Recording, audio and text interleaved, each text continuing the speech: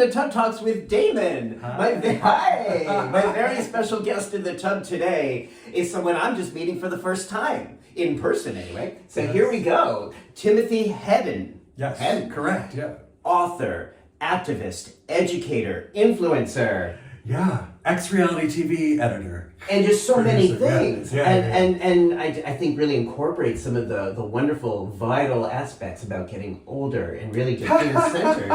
Well, that's a lot of this show is about talking about how we get more empowered. Wait, ask me the question. Okay, well, first of all... No, ask me the first question. The first question is, what do you like most about your body? Is that the one you were expecting, or something? Okay. That it's decaying. Well, no, the question is what you like most about it. I mean, what do I like? I like that I'm covered in hair. Yeah. That's what I like. I like being a bear. I like, I like the hair. It seems to attract the right kind of people that I like. So Who are the right kind of people? Just like, I'm more attracted to masculine type men. Oh my God, girl. Don't find me on social media and say that's a problem. But Let's not worry. Let's just have a real conversation. Okay, about I am attracted to masculine hair. I'm attracted to men who look like me. Okay. So, I've always hated these butch guys. They look butch and then they open their mouth and they're big queens. And then here I am. I'm doing the same thing. So I'm sort of a mirage. I look like a top, but I'm a big bottom. So there you go. Okay. All right. So none of us fit into monolithic stereotype roles. Right. We can be a lot of mix of many things. How old are you now? I just turned 60. Just turned 60. Yeah. And have you always felt good about the hair on your body? Yeah. Well, no. I used to be a retail. I used to sell fur coats at Saks Fifth Avenue. So, and I used to go and get my back waxed all the time. And because I didn't like to see the hair creeping up over my shoulders. This was a point in my life where I was afraid, I have my nose pierced, I have tattoos. I thought I would never get piercings. I thought I would never have tattoos. I would trim the hair on my chest. So just because I had no sense of self. And then, in the late 90s, mid 90s, bears started to become a thing. And then all of a sudden I found a home. So I was more comfortable with my body and I am, I'm comfortable with it. So this was during the 90s that you felt pressure to shave or to manscape? Yeah, I didn't know what I was doing. I couldn't find a boyfriend. I tried everything. I couldn't find anybody to love the poor unlovable gay boy that I was as a child. And so I was working in retail. Everybody was sort of, primped and cleaned and shaved. And so I thought, and so I was living that life. And then I quit that job and, started on my little bohemian road to trying to be a creative. And things just fell into place. So that's... As far as the band, so I'm always fascinated. If I ever wrote a PhD, it would be, which I'm probably not ever going to do, but if I ever did, it would be about queer men and their body hair. Because everyone has such an interesting relationship to their own body hair and to other people's body hair. Yeah. Some people love it, some people don't love it. Some people feel so good having it. Sometimes people don't. I think there's so much more acceptance for follicular beauty today than there was. Yeah. However, I also remember growing up in the 70s when that seemed to be aesthetically the preference in mainstream media. Right, with that tufted hair, with Tom Selleck, and the mustache. all the variety hosts on TV, soap opera stars, had so much hair all over. And for me growing up as a gay boy, that was I want some of that. And then do you feel like do you remember the OxyClean guy? The original OxyClean guy? He was so hot and he was so thick and hairy and he had a mustache and I always had such a crush on him. So wow. Yeah, you'll have to Google him. Okay. But then he died tragically, I don't know of what. Oh. But yeah. Ooh. But he's the original OxyClean guy. Ooh, so really hot. Yeah. No, I just remember seeing these, watching TV in the 70s. This was before MTV, so if you wanted to see music, you'd have to watch Solid Gold or Disco, whatever, on CBS.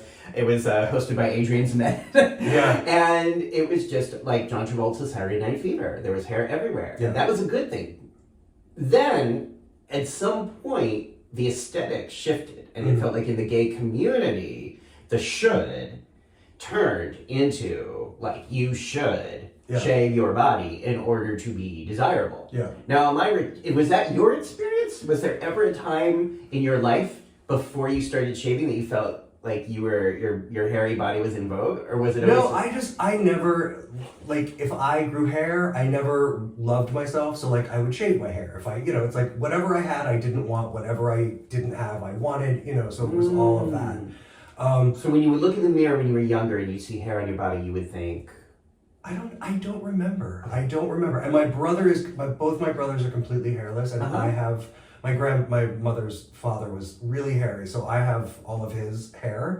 And I like it, it makes me feel more masculine, I was the gayest boy you've ever met. Think of the gayest kid, times it by 10, and that was me. Yeah. So this sort of made me feel masculine, and I loved it. So once I accepted it, and also, like, finding the bear and leather community was also very good for my ego, because they accept everybody. I grew up in the 80s, I was 20 in the 80s, so it's like, do you remember Uncle Charlie's? Yeah.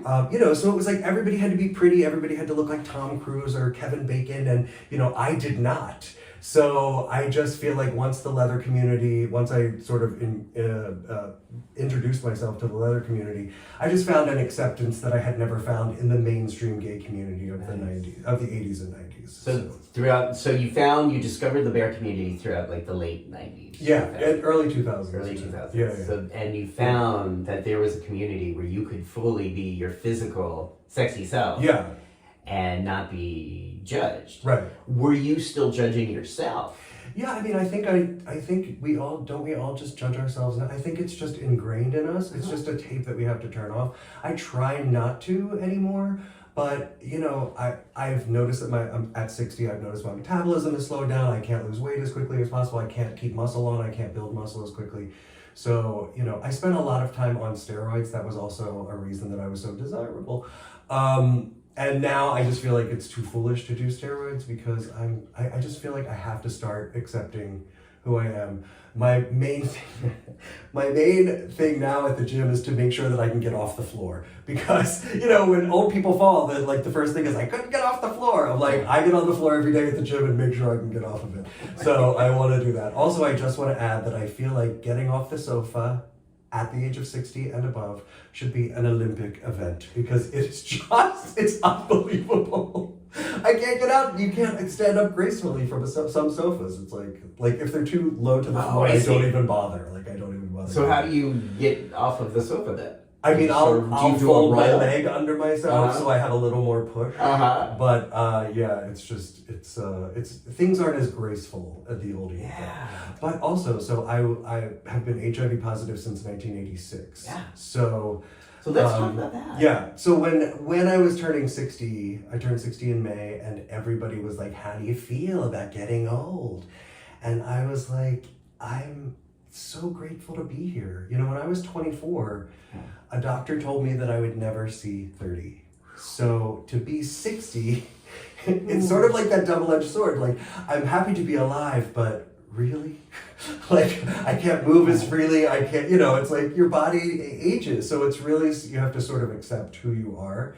And that it's difficult. I think it's difficult for people to see themselves as entering their grandparents' age bracket. It's really hard. So, plus we're gay, and it's all about looks and,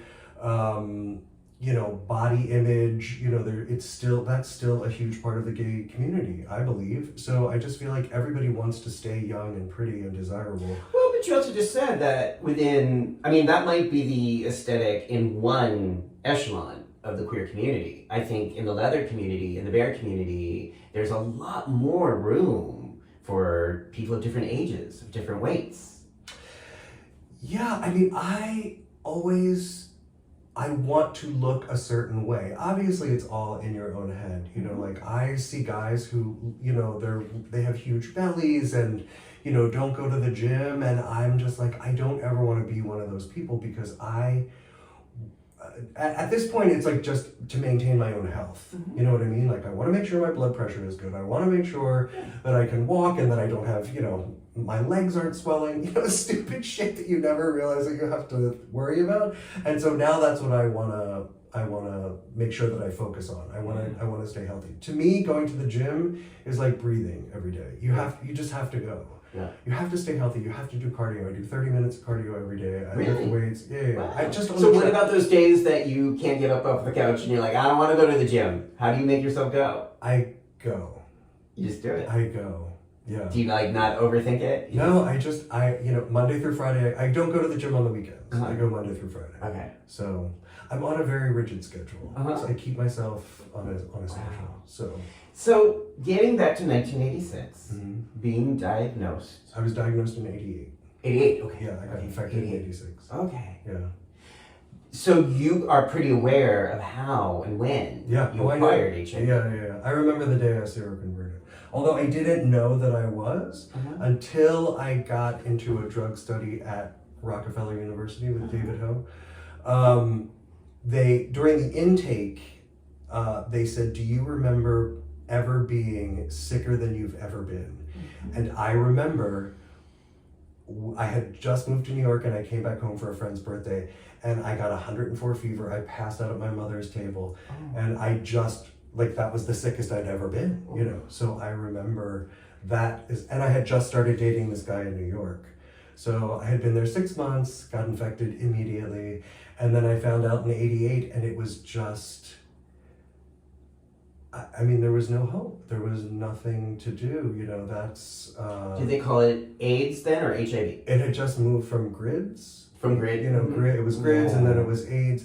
But yeah, I was HIV positive, but no, early on they were just saying AIDS. You don't get AIDS until your T cells fall below 200.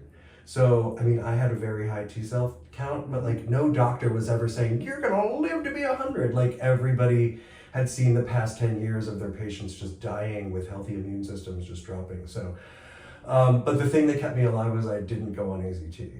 I didn't want a daily reminder of that I had it. Right. I was so young. I was 24. You're 24. Okay, so you're 24 and you're getting this information that at the time was believed to be, and very much in many ways at the time was a death sentence. Mm-hmm. And your doctors were even saying, you had 6 months or a year? That I would die before I was 30. Okay, what do you do with that as a 24-year-old? What did you do with that? I drank a lot and I was scared and I didn't tell, you couldn't really tell anybody. I think I told 3 or 4 people and that was it. I didn't, I just kept it to myself and, also I would walk to work and every newsstand had 34, 3,000 people have died of AIDS. Every day it was like a death count.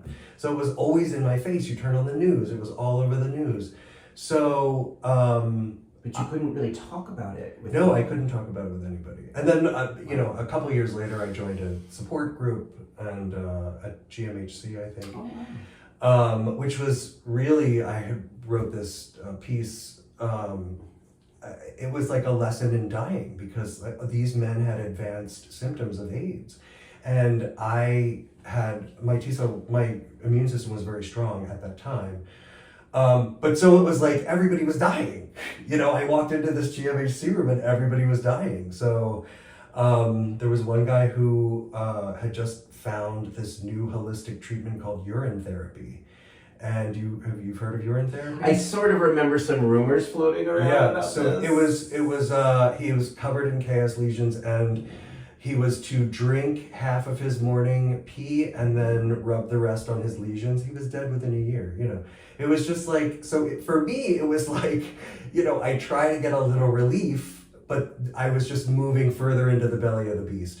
So eventually I had, 55 T cells left and there was no hope. And someone that I knew had heard about this study at Rockefeller University and I went and I was one of the first people on Virusept. It was when protease inhibitors were first on the market. Yeah. A cocktail of 3 drugs at once, and so the guy was like, if this doesn't work, you're gonna die. So you need to go home and tell your family. So then I had to tell my mother that I was gonna die of AIDS, and that was pretty awful too. But then it was a miracle, and here I am. So it all worked out. So you were in one of the early trials for the HIV treatment meds that we take for granted today. Yeah. Thank you for that. Yeah, you're welcome. Wow. Thank you for saying thank you. Yeah, I feel like, and the article that I wanted to write that I had contacted you about was, I never felt comfortable calling myself a long-term survivor because I didn't have any opportunistic infections. I didn't lose hundreds of friends. I moved here in 85, so people were already dying. People had already lost their friends and their lovers and everything, and people were dying around me. So I didn't have any friends who were dying. I didn't have long-term friends who were dying.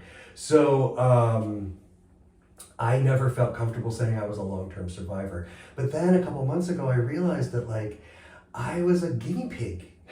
I think my contribution, although it might have been, not as horrible, a little more passive, was just as important. I went through all the bumps and bruises of being in a trial. So I finally was able to say I'm a long-term survivor. Well, and no way of knowing at the time if this was going to be effective. Or if it was going to hurt you the way AZT had hurt so many people before that. I literally had no choice. I had no choice. So, so I went on it, and I immediately my T cells started to go up. So I responded very well. But they told me that the only reason I was alive was because I didn't take AZT. So, whoa. Yeah. So it was good. One of the only good decisions I've ever made in my entire life. Wow. So, before you saw the numbers on the page, did you have a sense that it was working? Did you have an intuitive sense that these drugs were helping you? No, because I was so sick from them. They were so toxic. Right, let's talk about that. They were so toxic. They were huge. Viricept, the early meds. Huge orange pills. Yeah. And I remember taking them, and it was literally like, when you get a stomach, you get food poisoning and your stomach it bubbles. Yeah. And I would just start projectile vomiting no matter where I was. And, horrible diarrhea. I shit myself on the subway. It was really sort of horrible.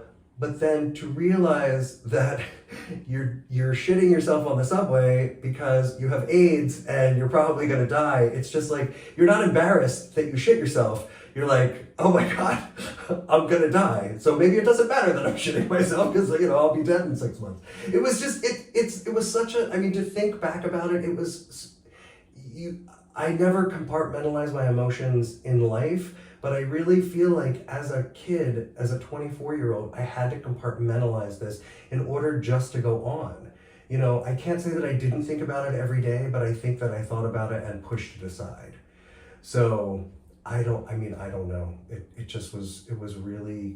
was really a dark time. I went through some journals recently and forgot about just how depressed I was and how awful it was.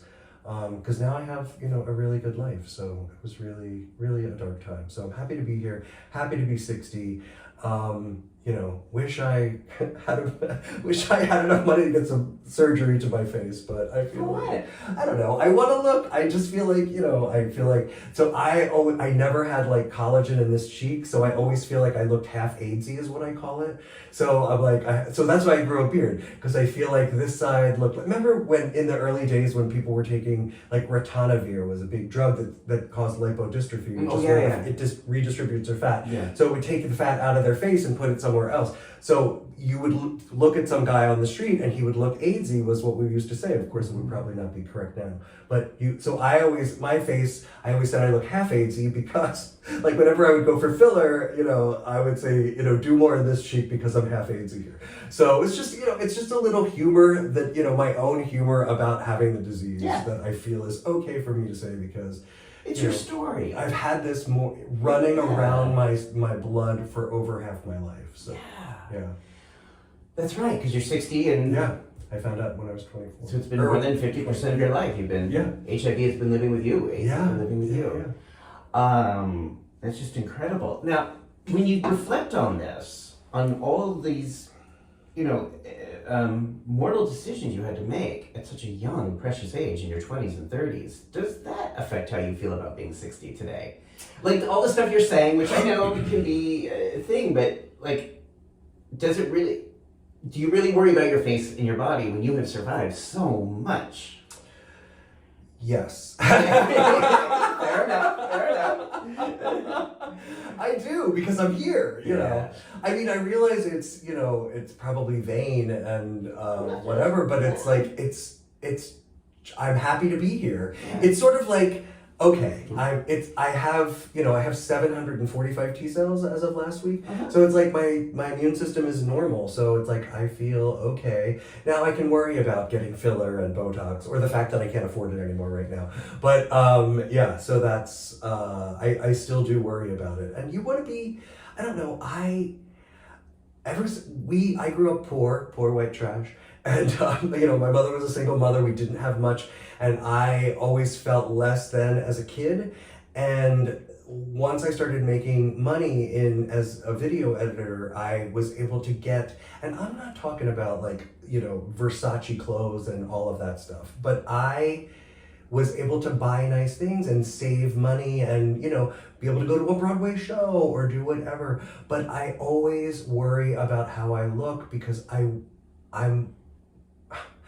always worry what people think. Like, you know, it comes from being a kid standing in a bar and nobody looking at you, you know, going on a blind date and like the guy not showing up, and then you feel like I would feel like a loser, you know, and it's like my shrink would say, why do you feel like a loser if you showed up? It just all has to do with, you know, being made fun of as a kid because I was gay, and you know, I just feel like all of that, you know, it's also PTSD from all of that abuse. You know, I think there are a lot of gay people who are watching that can identify with, you know, the PTSD of like being, I don't know, a friend of mine that I worked with about 4 years ago threw something at my head and it whizzed by me and I just lost it because people used to throw fucking math books at my head and beat me over the head and kick me down the stairs, and like, it was really rough, you know, every day being called a faggot. So it's like all of that goes somewhere and it's hard to undo it, you know? So it's hard to just say, as an adult, for me,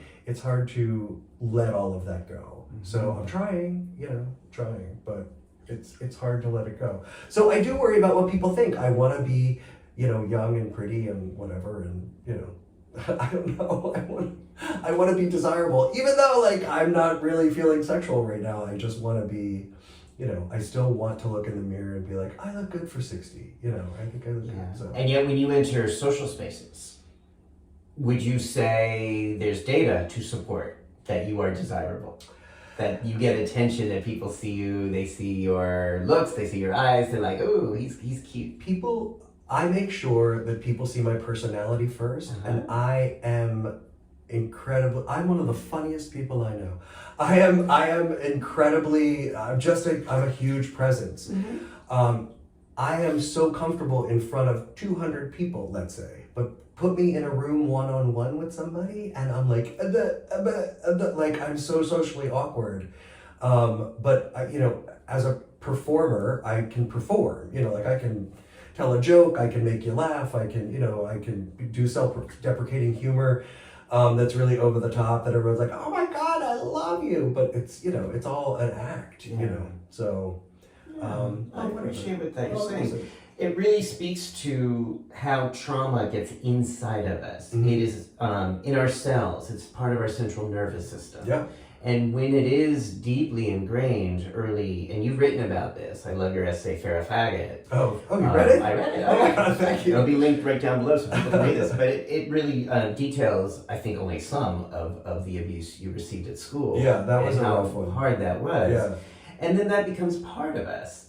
And that often then does inform our reactions to what might seem benign in the present moment. Right. But because it's so deeply embedded in our system, it's like, we're having a very visceral reaction to something that has happened in the past. There's a really wonderful book, actually, that talks about this called What Happened to You? Because what we used to do in psychology and in the therapy field was say, you know, what's wrong with you? That's the traditional question when people present with PTSD symptoms or impulsive rage or flashbacks. What's wrong with this person?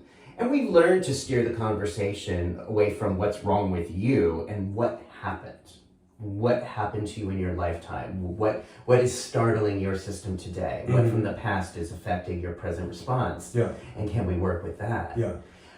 So I think, would I be mistaken to say that some of that early trauma was coming up when you reached out to me about your observations of PrEP and Gen X? That's a bit of a segue. I don't know if I'm making a segue or not. I'm glad Is that talking totally about different? Okay, so the reason I reached out to you was because I met a guy on Gay Pride. Yeah. He was 24, and it was his first Gay Pride, and he was so excited. And because I found out I was HIV positive when I was 24, when someone tells me they're 24, I just get a little soft spot for them. Plus, I'm a big bear daddy now, so I just want to, see if I can take care of them.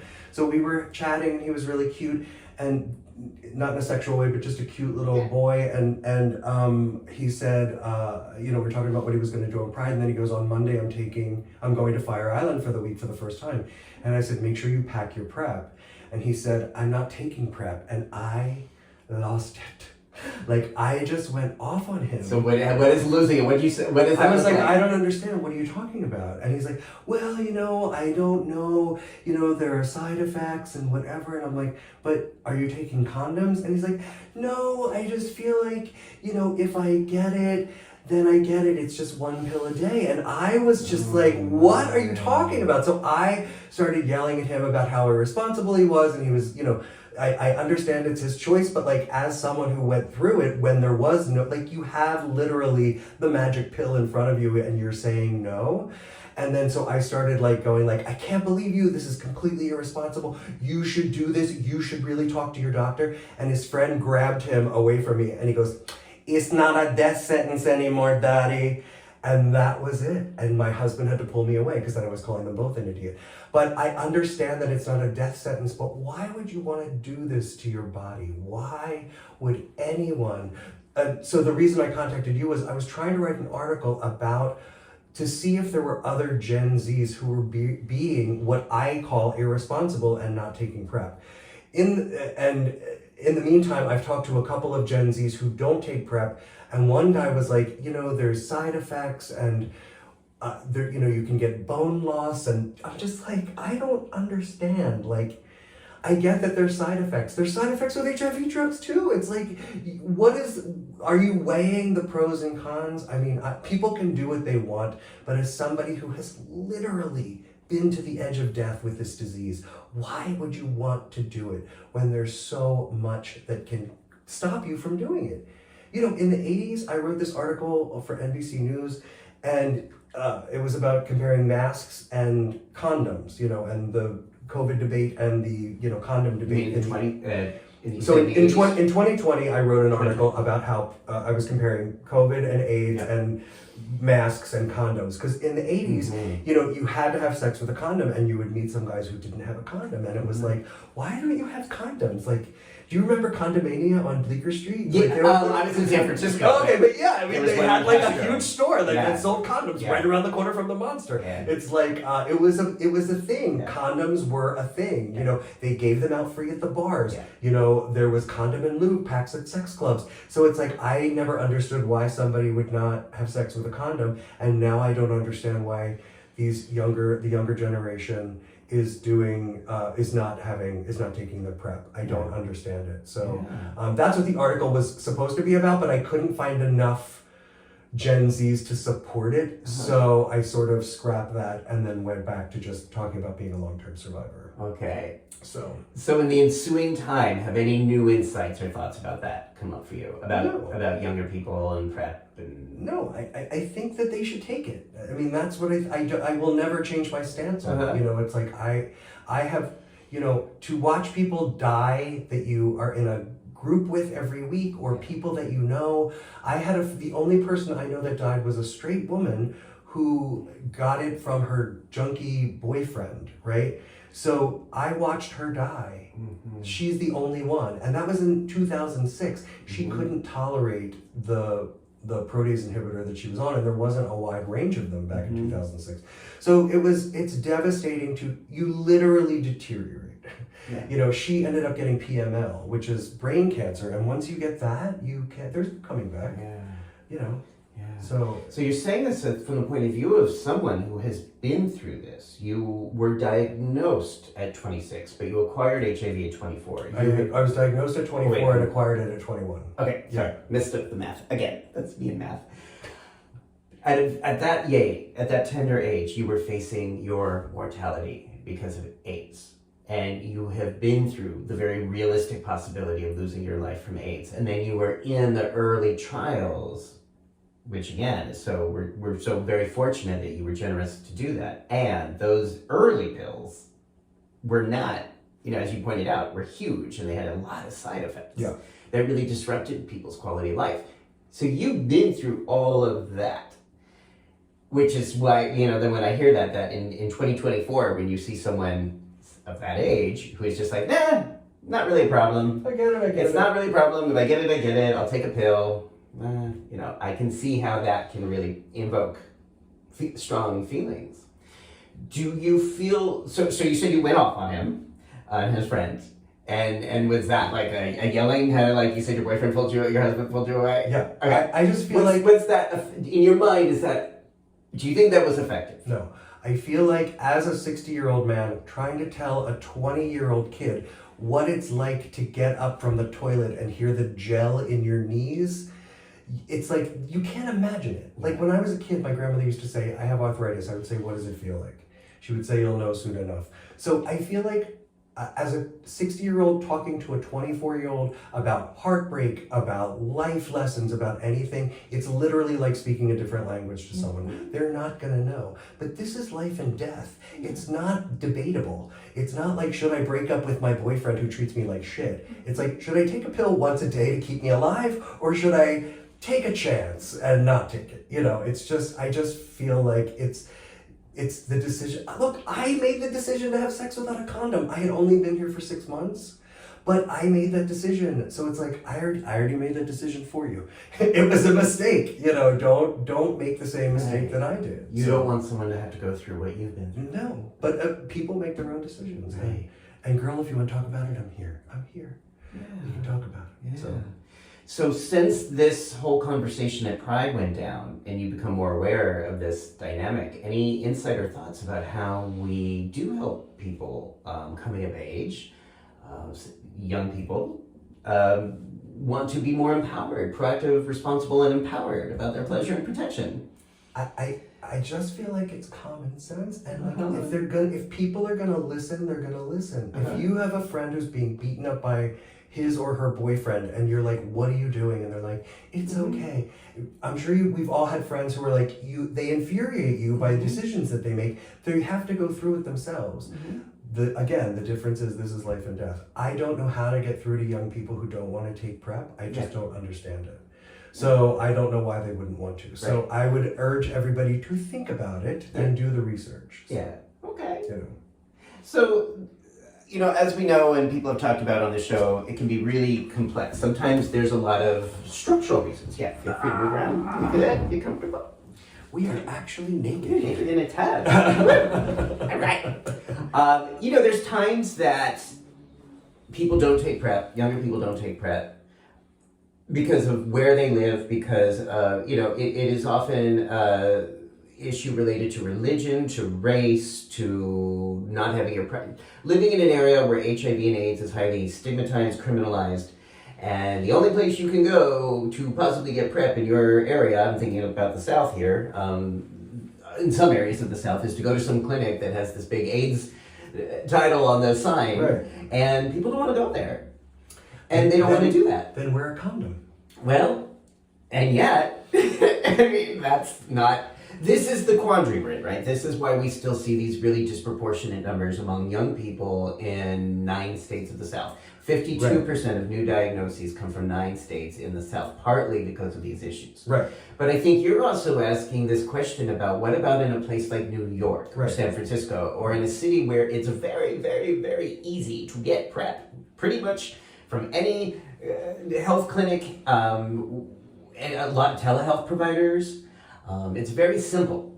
There's some work, but very minimal. Why don't those folks choose to use PrEP when they have the agency to do so? I have no idea.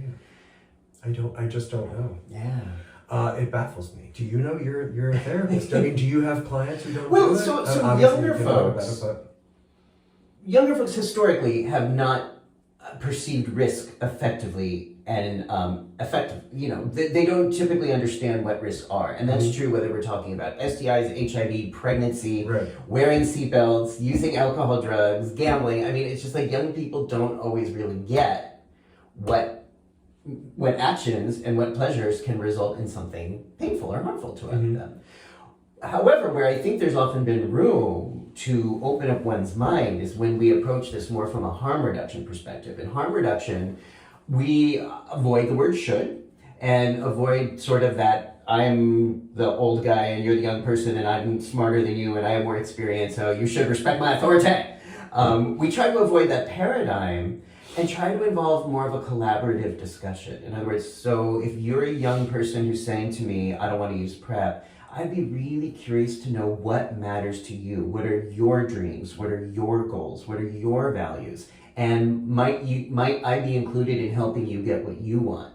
Might using PrEP, whether it's daily or on demand, might that fit into your paradigm, not my paradigm? That seems to be a way that we can open up the minds and hearts of people who might be reluctant or ambivalent about taking steps toward protecting their harm. And again, same thing with PrEP, same thing with drugs, same thing with drinking.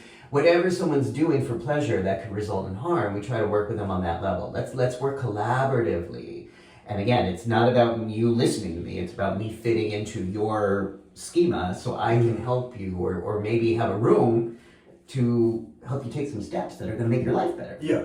Does that make sense? It does. And I sort of feel like, I mean, I grew up in the 70s. I was a kid. And, we don't know much about Vietnam. We are too old, we aren't old enough to know the carnage of Vietnam, right? But we can sympathize with it. And I just feel like this is the same thing. Like the 20-somethings now will never know, they don't remember the World Trade Center. They don't know what AIDS was. And it's like, okay, but like I went through it, so you don't have to. And I hope that they make a choice to live a less stressful, like life gets stressful enough. The last thing you want to worry about is, being around a snotty child during cold and flu season, because that still sends me, over the edge, I mean, I think, again, the most recent example you gave was COVID and masks. And again, we sort of saw this psychology, and I know you've written and done some essays about sort of just being baffled. How or why people wouldn't take such a very simple step, a simple, effective step. That's harm reduction. It's not harm elimination. Right. But it reduces harm if you're going to be anywhere around other people. Why wouldn't people want to do that for themselves and for the people in their lives they want to protect? And once again, it seemed to me to come down to this sort of denialism, this sort of people can't always deal with action when they're overwhelmed by fear. And it seemed like people had to go through something in order to take action. People had to see COVID up close or experience it in order to say, yikes, that's a real thing. Right. I don't want to go through this again. I don't want my mother or my grandmother to go through this, so I'm going to do everything I can to live my life, but to be protected by a mask. I was young. I mean, I don't remember a time really when there wasn't HIV or AIDS, but I hadn't come out yet. But when I did finally come out and started playing around, like in 1988, 89, I was viscerally aware. I mean, everywhere I went, I was in West Hollywood at the time, but, I was growing up and just saying like, okay, AIDS is real. Right. Death is real. Right. And if you want to have sex and not die, then you have to use a condom. Right. And it wasn't, in my mind, there was no ambivalence. There was no discussion about that. The It was just generation like, after us, that was it. It was and like, then living in San Francisco throughout the 90s and, working on Castro Street, right under Condomania. So I was in that building. Oh, really? Condomania was upstairs. We were downstairs Oh, in the yeah. patio cafe. And so many of our friends and colleagues and customers throughout the years dying one by one, that made the condom reality visceral to me. Yeah. So maybe human beings just have to go through something. I have been pondering this question as well in light of the 2024 election results. Because how, and maybe you can help me with this, it's sort of perhaps similar to this idea of how people could actively vote against their own interest. especially women and Hispanic men who turned out in very high numbers for Donald Trump, how they could want, knowing what he's already like, not like this is new, how somebody could take action in a way that is likely to increase harm. Do you feel like that's the same or different from what we're talking about? I feel like now that you're putting it that way, I try not to think about the 2024 election. Sorry. No, it's okay. It's just like I literally have stopped watching news. Yeah. But yeah, it's exactly the same thing. And the only thing, my husband has been very upset about the 2024 election, and I said we did what we could as Americans. We went and we tried it and we lost, and this is what we just have to wait now. What I'm worried about is pre-existing conditions on insurance and AIDS medication. Like, I'm worried about my own health. That's what I'm worried about. Yeah. Is there going to be a disruption in my medication? Because if there is, I am going to die. So, that's what I'm worried about. That's what I'm worried that he's going to cut. But I mean, he's so erratic. Here's the thing. I don't think he's going to make any decisions anyway. I don't think that he is intelligent enough to make the decisions. I feel like the people, Mike Johnson, this J.D. Vance, Kevin McCarthy, those people are the evil ones in the background, the right-wing Christians who are really the ones pulling the string. And he'll let them do whatever he wants. Right.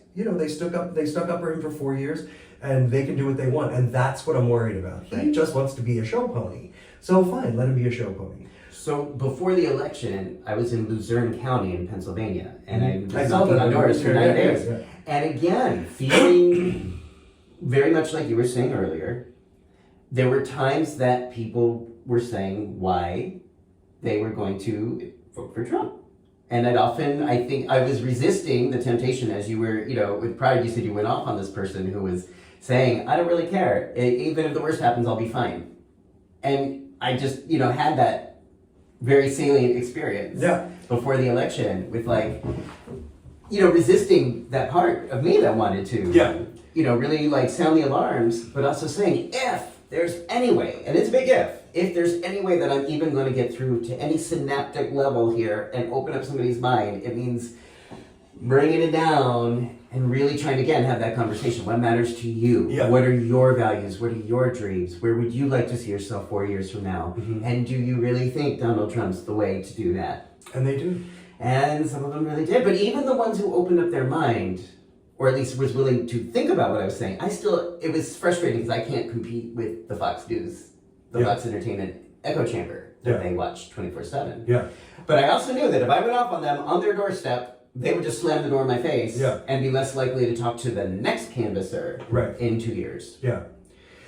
Yeah, that was I have also a friend who did that in Pennsylvania as well, and I'm just like, I don't even know how you did it. I mean, Well, what I do, it's balls, whether it's PrEP or political advocacy or birth control or drugs or alcohol, what I try to do is to start with the template like, okay, I can't come from a place of should. Or someone's just going to tune out, right? I'm going to be like the adults on Charlie Brown. Right. That's all they're going to hear. But if I can maintain a sense of humble, I have no right to tell anyone how they should vote or what they should think or how they should feel or how they should fuck. But what I love to do is have conversations that might lead people down a different path. Right. That's the challenge. Right. And I'm not saying I'm perfect at this every day. No, but that's the work. Yeah, I do. No, I just feel like with the 24-year-old at the bar that we keep talking about, and for me, it's like I have a personal history with the topic, and it's hard for me not to speak passionately since I did almost die. It's like, it's like I never had an opportunistic infection, but I spent all of my life from 86 when I found out. Sorry, 88. From 88 to 96 when I got in that study, it was like walking along the rim of a rocky canyon, knowing that the ground was gonna swallow me up.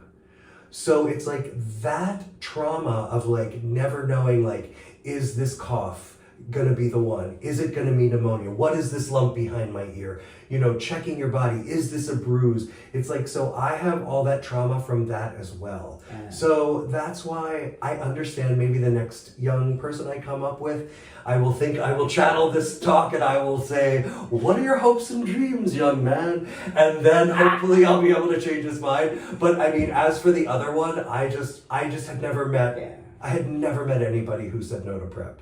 We live in New York, and almost, you know, now I can say 99% of the people that I know are on PrEP. It just makes sense. So I was just shocked at that. So, and it just totally caught me off guard. Yeah. So I don't know. That's it. So, yeah.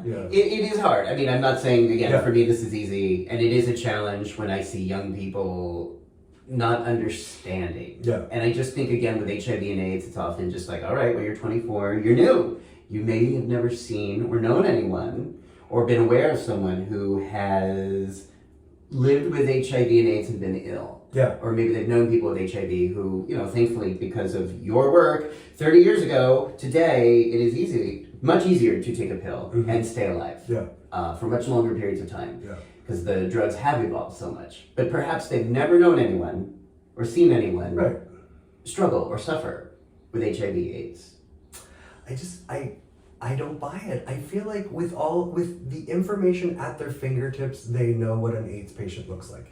They know what it did. On the internet, but they don't know it personally. But they know what could happen. It's not like when we were, you know, in the 80s, there was no internet. We didn't know. We saw the fucking people die every day, personally. I mean, it was just crazy. So it's not like the information isn't available to them. So, but I mean, their personal experience. Well, their personal experiences, the way ours did. Right, of course. So it's like they're gonna have to make a decision and live with the consequences. But why make that one? It's a great question, and I think it's an ongoing, systematic, psychological question, philosophical question, medical question. Because again, when it comes to people being proactive, so I say PrEP is PREP, proactive, responsible, empowered pleasure. Oh, I like that. And you know, it's something that just fits because it can be anything for anybody. Whatever is proactive, responsible, and empowered. That could mean taking treatment meds for, you know, to be undetectable. Right. That could mean getting your vaccines, your flu and COVID vaccines regularly. That could mean, you know, moderating alcohol or drug use. But whatever it is you do that helps you to feel proactive, responsible, and empowered about your pleasure and your protection, in my world, is PrEP. So I think there are ways of helping people be proactive and understand, like, I want to enjoy my life and still want to preserve the quantity and the quality.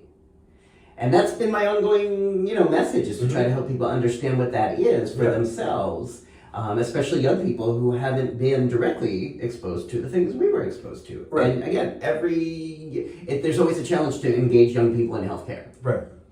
You know, birth control. Yeah. Despite, even if condoms or the pill or, you know, or diaphragms are readily available, straight people do not use them on a regular basis consistently. Right. Yeah. And, you know, people are still getting pregnant, you know, like, I get it. I get the world spins. Yeah. I just feel like because we're gays and we're in it together, that, you know, I've done the research for you. I'm just telling you, don't do it. So, you know, it's part of our lineage, you know what I'm saying? Yeah.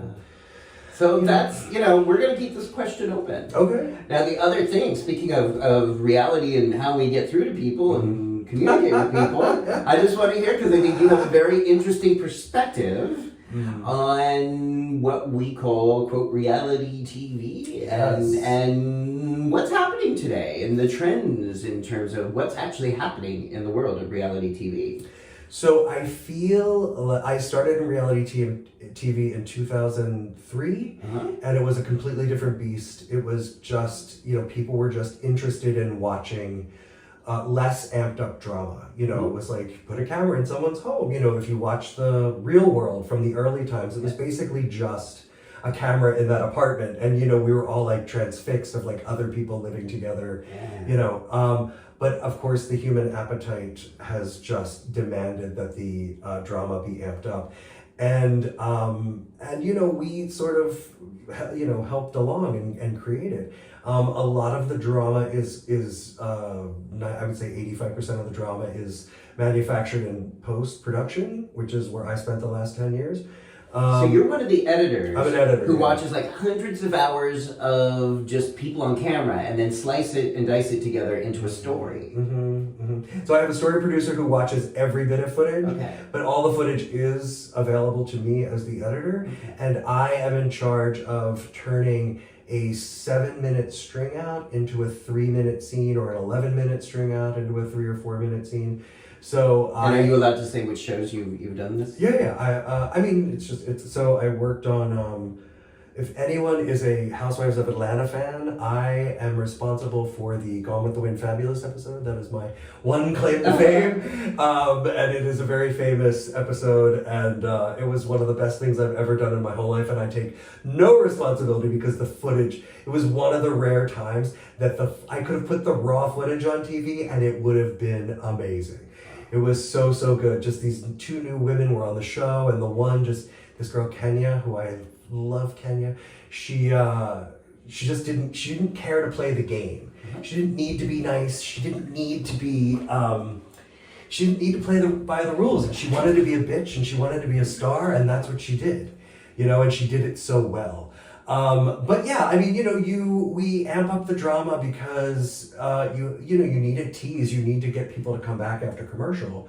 So there's always a lot of it is music, and stolen looks from this one or that one. And that's your role. So yeah, I have to make sure that people are what they're doing. Wow. Then you get the interviews. We cut the show and then we interview the women, and so we have manipulated the show into this, and then we ask questions accordingly. Okay. So, but then it goes to the network, and then they want all this other stuff. So I think an editor's job is basically like taking a puzzle apart and putting it back together continuously. So you're saying you'll put together a narrative, you'll edit together a story, and then the network can say, no, we don't want this person to be highlighted. We want her to say it. So, you have to be... What's that like for you? I mean, it's part of the job. Do you ever get pissed off? Yeah, of course. I'm constantly, what the fuck? I don't know anybody dumber than a reality TV network executive. There's no one dumber than a reality TV network executive. Oh my God. I have to go back to work in a couple months. But it's just like the stupidest things. Like the only shot we have of the church is a shaky exterior shot. Do you have a better shot? I do. I have the best shot, but I didn't put it in. It's like, of course, that's the only shot we have. We don't have a better shot. So it's lots of stupid questions, and just they want certain things, and you can't say no to the network. So we have to then end up making it all happen. So we do something called a Frankenbite, which is like Frankenstein. You take all these little parts and put it together. So if you and I are in a scene and there's a camera behind your head shooting me, and you're saying, oh my God, I love that dress, but they want you to say, you fucking cunt, you slept with my husband. I have to go through hours and hours of raw footage, of interviews, of past seasons, to make sure that you say in the correct intonation, oh my God, you cunt, you slept with my husband. Wow. So that's my job. So, and you have to make it seamless. So, because there's 1,000 different ways you could say every one of those words. So that's my job. That's basically my job, is I'm a magician. It sounds like that's really crafting. Yeah, it really, I mean, there is an art to cutting reality TV. Yeah. Like if you take a scripted guy and tell him to, like I've manufactured scenes that don't exist, and you just cut. What does that mean? It means like I was on I don't want to say the show, but I was on a show, and they were they had come back from they were going to Atlantic City, and the head of the network wanted it to be like a proposal thing. Like we wanted to make it seem like he was going to get proposed to, because nobody shot that in the field. So I manufactured this whole scene. Instead of showing this guy a photo album, he was telling him that when he goes to Atlantic City, he's going to propose to his boyfriend or whatever the fuck it was. And then the production company was like, this is great, I want more. And I'm like, there's no more. There was not even that. Like, there's no more. You can't have any more. So it's a lot of that. So it's really, I feel like at this point though, all of the people who get on reality TV know how to act. Mm-hmm. You know, when women first got on, they wanted to be, you know, that nobody wanted to be rude and horrible, and then all of a sudden everybody was rude and horrible. Does that make your job easier or harder if they know what if they're more aware? I mean, you want people to say really horrible things. Uh-huh. As an editor, it's like reality TV gold. So that helps your job. You want someone to like If they're trying to get the spotlight. Yeah, that's what it yeah. helps You want someone, and then you know someone's not playing along. You know, Uh-huh. you want them to throw a drink. You want them to do whatever. Uh-huh. I'm sitting in an edit suite, you know, just waiting for something to happen. So you know, it's a lot of that. Look, a lot of times it happens organically. You know, I'm not saying that every single moment in reality TV is manufactured.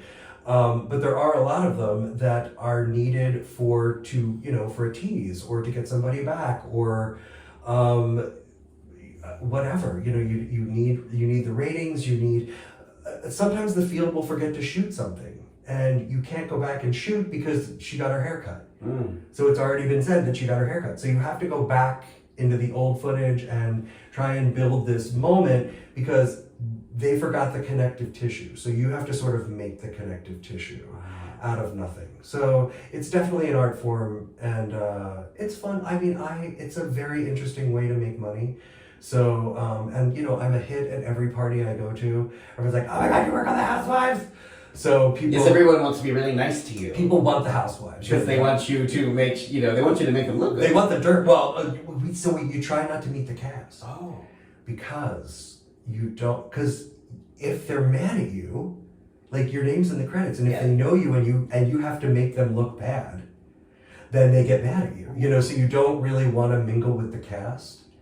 So we made that mistake when I worked on Mob Wives. Did you ever see Mob Wives? It was sort of like a Housewives, but it was with mafia wives from Staten Island. Uh-oh. So there was I don't think you want to piss those. Girl, there was a spin-off, and we went to, there was this party, they needed people in the party, so my husband and I went to the party, and I was so excited to meet this girl, because I had been editing her for weeks, and then she goes, make sure you make me look good, and she walked away, and my husband said, did she just point a finger gun at us? And I was like, I don't know. Like, I was petrified.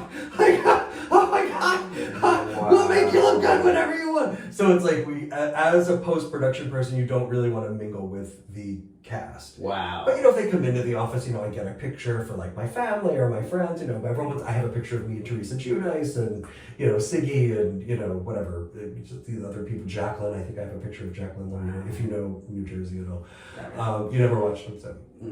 But I understand from what you said, the genre itself is on decline right now. Yes. So during COVID, Netflix went crazy with like the Tiger King. Yeah. And at the end of 2020, Netflix ended up netting $5 billion. So during that time, all of these huge companies that own the major networks sort of regrouped and they all wanted streaming. They all wanted a piece of that, right? So they started making all of these streaming channels.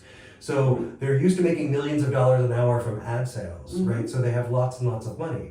But then you have all of these streaming channels that need the same exact content that costs the same to populate the channels.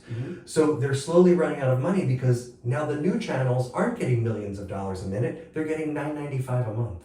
So they overstretched their budgets, and that's why reality TV is in decline. I would say 80% of the people I know are not working right now. But isn't reality TV much more fiscally efficient than... Right, but there's no money at the networks. So they're still ordering shows, but like we used to get 20 episode orders, now we're getting 6. Oh. 8. Ooh. So it's like there's just a huge, and you don't need a team of 15 editors. So...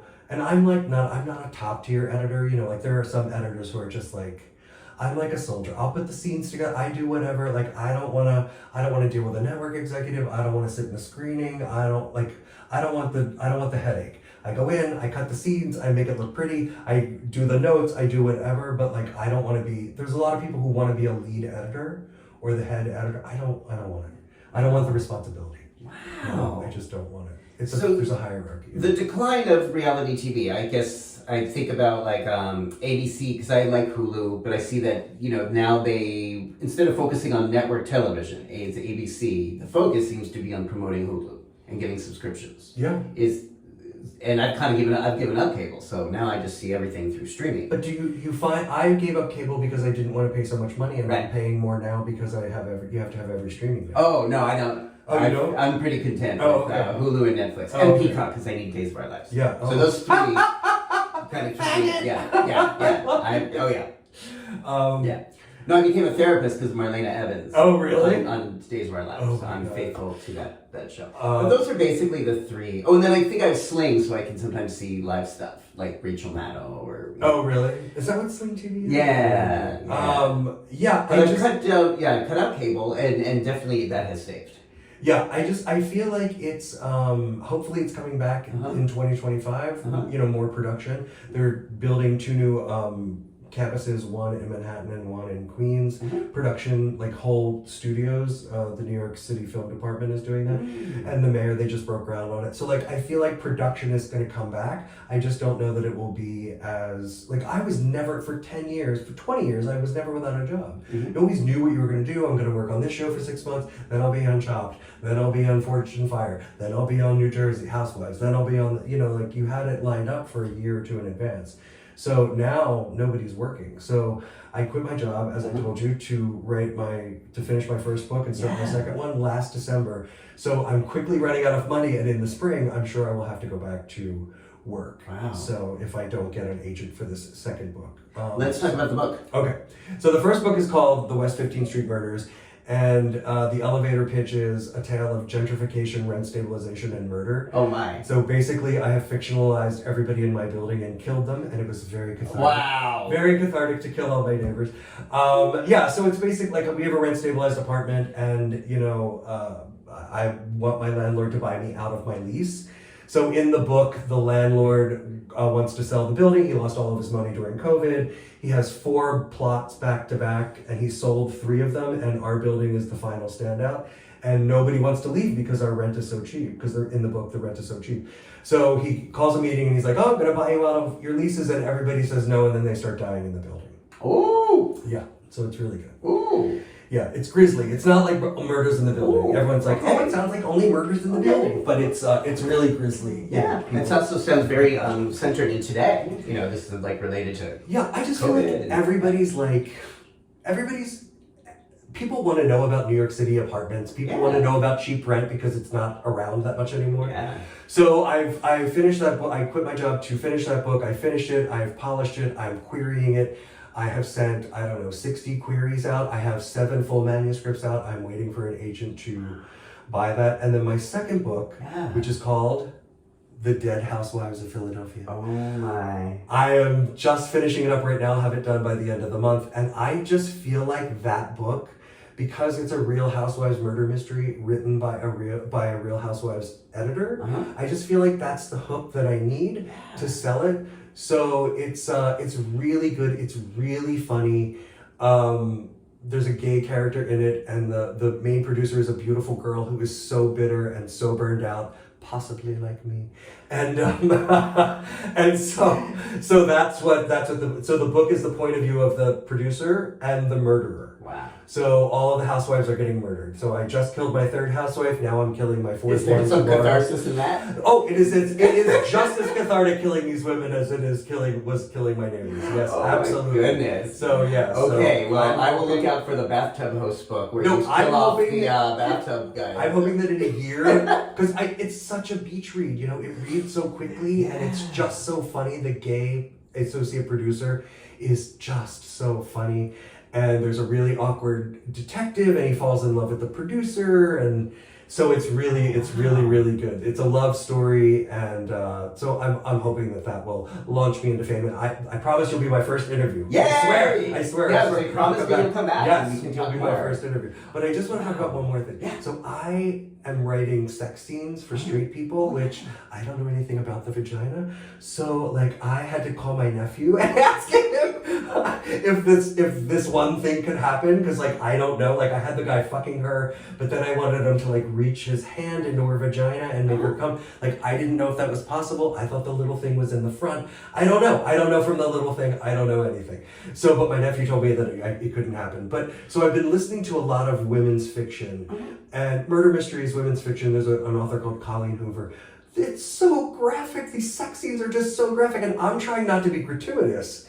So I was just shocked. I'm shocked listening to all these sex scenes with these women, and they love them. So I'm hoping that because mine are a little pulled back, that they're not gonna be, that they're, that it's gonna quench their desire. Ooh. But I make it tasteful. We have everyone knows what happens. He sticks her dick. It's like, I don't know. It's not 50 Shades of Grey. It's not gratuitous. He's not going to fuck her for 8 minutes, pumping in and out until the sweat, and we just It's like, there's none of that. I just don't feel comfortable writing all of that. I've, since listening to this one book that I was listening to, I've expanded the sex scene by a couple of sentences, but I just don't feel like there's any necessity to go further than that. So, I don't know. Maybe I'm being too prudish about it, but... Plus, I don't really know the plumbing. I don't know what happens. I'm sure there's women you could ask. I guess. My friend was like, Google it. I was like, I'm Googling, like, how to kill people with, like, cyanide and battery acid. Like, I don't want vaginas popping up. Right? As it is right now, I have poison control, ads popping up on my thing. I do not want vagina ads. I don't need ads for tampons popping up on my Google. So, I'm not Googling it. Okay. Yeah. Well, I guess if anyone who has a vagina wants to help him out and give him some tips on what works and what doesn't. Yeah. I can't say I've ever had that experience, Yeah. so I mean, I had sex with 2 women when I was 18 and, whatever. I didn't really look down there. I just, I was gay, I didn't know. So, yeah. Anyway. Okay. Let's stop talking about vaginas. I feel like I'm getting in trouble. I don't know who your audience is. I don't want to... I think it's an audience of people who are very open-minded Okay, good. and wanting to learn ways that we express ourselves. Okay, good. In So different parts of life. If someone can tell me if the man, so I gave the cop a big dick. Okay. So he's got a 10-inch dick, so he's fucking her, and he wants to stop and stick his finger in and make her come with his finger while his dick is inside of her. Is that possible? Could someone tell me? I think I know a couple of people who could help you with this. Wow. So if they're watching it, yeah. Send me an email and let me know, because there's no way I'm ever going to find out at this point. Okay. Thank you so much for being here. Thank you for letting me ramble on. Oh, no, this is so much the conversations I want to be having, especially, this was before the Trump administration, but especially now, it's so important that we share ideas, share insights and thoughts and experiences. And this is what gives me a sense of hope and purpose during challenging times. It's just to hear, about how you and other people have lived through some challenging times. Yeah. And learn to get through it and, still thrive and be creative and, live this world. Yeah. I guess my last question would be, is there anything that gives you a sense of hope today? Anything, whether it's out there or in here, or what gives you a sense of hope in your life today? I believe in this. I believe in these 2 books. I mean, not to sound like I'm self-promoting, but I believe in these 2 books, and they keep me going. The first one kept me going through a very difficult bout with alcoholism. Like I had stopped being sober, and but the first one I wrote every Saturday for 3 years while I was editing reality TV. Wow. So it was the only thing I had to look forward to in this alcoholic frenzy that I was in. And now I'm sober. And this other one, I feel like I'm going to, not that I want to be famous or rich, I don't have enough money saved for retirement, and I need just a little bit more money for retirement. I just want to be able to retire and not have to worry about anything. And I feel like I believe in these 2 books so much, and that's what's keeping me moving forward. Wow. Because if I think about what's going on outside, I think I would be paralyzed. My husband is watching the news all the time, and he's always depressed. I'm like, girl, turn off Rachel. Like, I can't. Yeah. So. No, I think this is always true, but especially now, it's so important we treat our minds very carefully with a lot of gentleness, which for me means not really being exposed to the news right now. Right. I'm sure when there will be a time when I can engage with that again. Yeah. For now, I'm just being really gentle, hanging out here in my tub, Yeah. reading my Cher biography, her memoir, because that brings me joy. Yeah. And just talking to friends and reconnecting with people, because that's kind of how I need to take care of myself right now. Watching the news at this moment is not serving that. And if we could end on a positive note, so I was always like, I'm funny and I was a storyteller, but I was always horribly dyslexic, so I never thought I could write. So I started writing in 2020. So if you have a dream, like, do it. Now's the time to do it. Like, you can do anything. You want to paint something, buy some paints. You want to write something, write it down. Take a class, do whatever. We have to survive and thrive through anything artistic that's going to feed our souls. We have to feed our souls now, because all we watch on the news is negative. You have to do something that's positive. And that's what writing does for me. Making these stories, writing funny dialogue.